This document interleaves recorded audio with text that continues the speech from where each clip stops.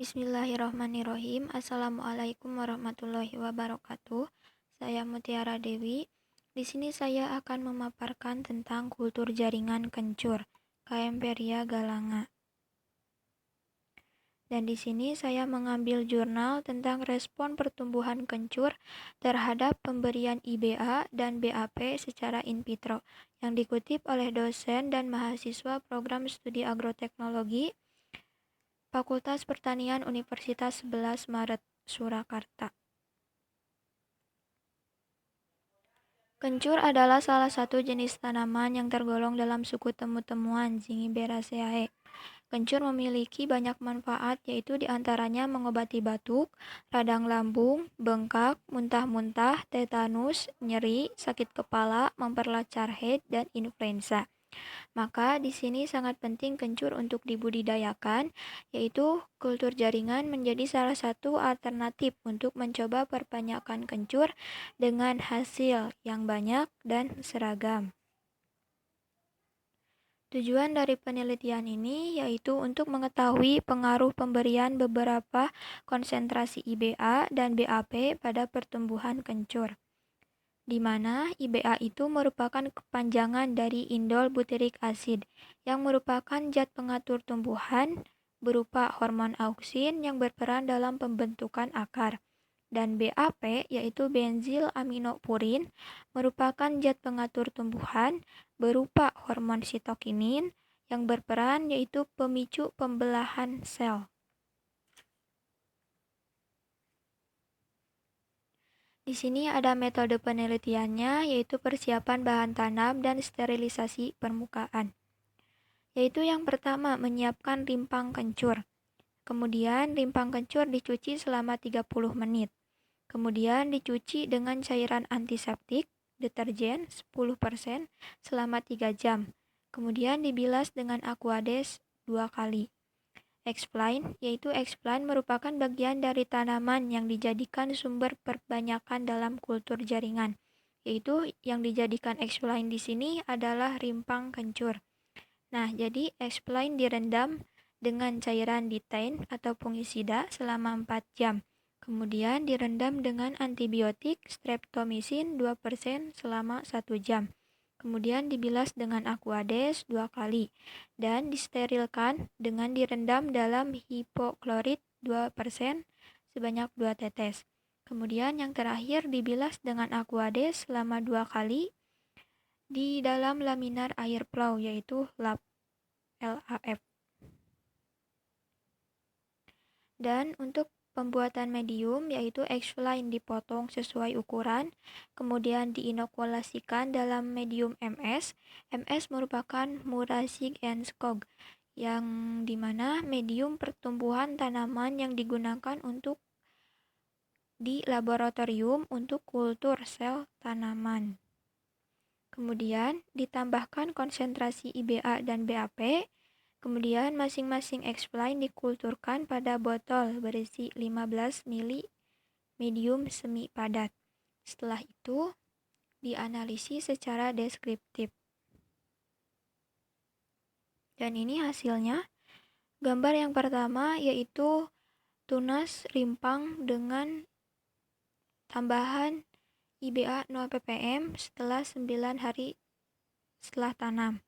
Yang kedua yaitu penambahan IBA 4 ppm dan BAP 2 ppm pada 30 hari setelah tanam.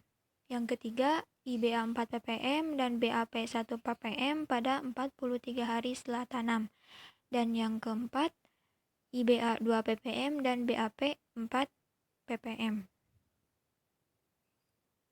Ini tuh merupakan yang pertama itu sudah terjadi tumbuh seperti kalus dalam rimpangnya itu, di mana kalus itu sekumpulan sel tidak berbentuk, belum terdiferensiasi, yang terbentuk dari sel-sel yang membelah terus-menerus secara in vitro atau di dalam tabung. Kemudian untuk pembahasan, pembentukan dan pertumbuhan tunas pada metode kultur jaringan sangat dipengaruhi oleh komposisi JPT dalam mediumnya.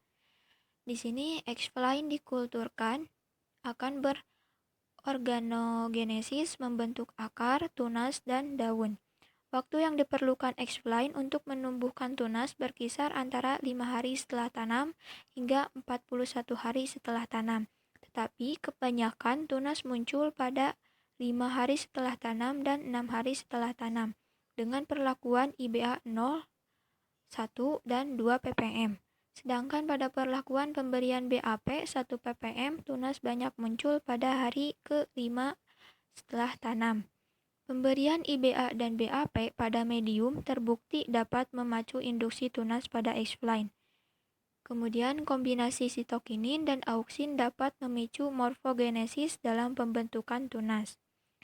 Dan penambahan auksin sering menyebabkan munculnya banyak akar liar di daerah ruas batang bagian bawah.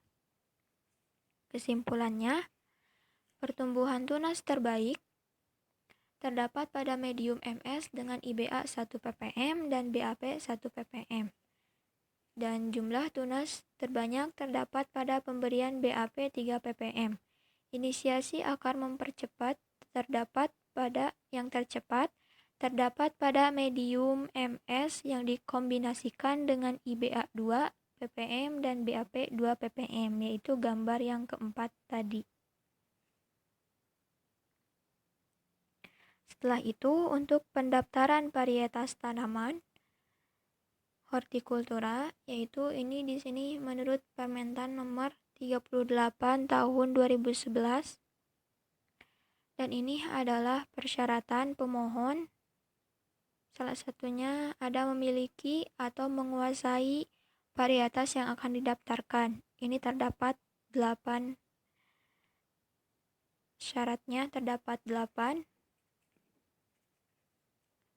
Yaitu yang kedua harus memiliki hasil uji keunggulan varietas, yang ketiga memiliki hasil uji kebenaran varietas, yang keempat surat pernyataan kesanggupan untuk melaksanakan perbanyakan benih, yang kelima surat pernyataan kesanggupan, yang keenam surat pernyataan kesanggupan memelihara arsip benih, yang ketujuh surat pernyataan kesanggupan menarik benih, yang kedelapan memberikan penamaan varietas yang didaftarkan sesuai dengan peraturan perundang-undang.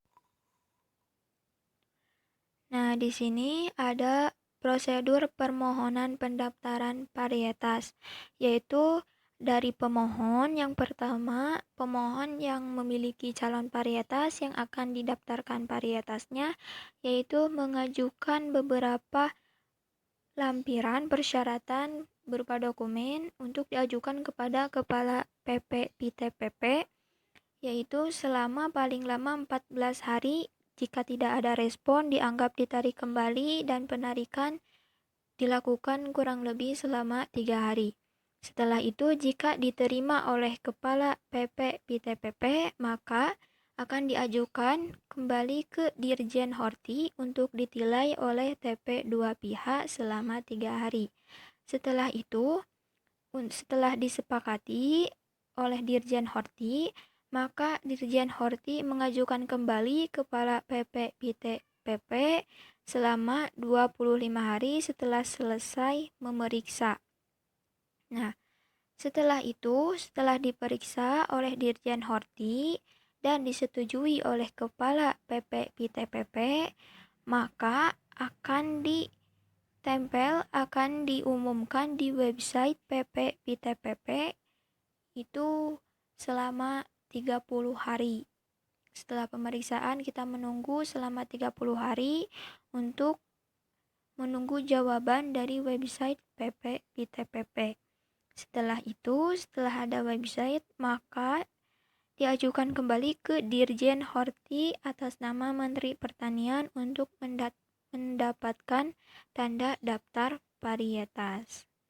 Setelah itu akan memiliki tanda daftar varietas, dan seperti itulah mungkin pemaparan dari saya. Mohon maaf apabila ada kesalahan kata dan kurang dipahami. Wabillahi taufiq wal hidayah. Wassalamualaikum warahmatullahi wabarakatuh.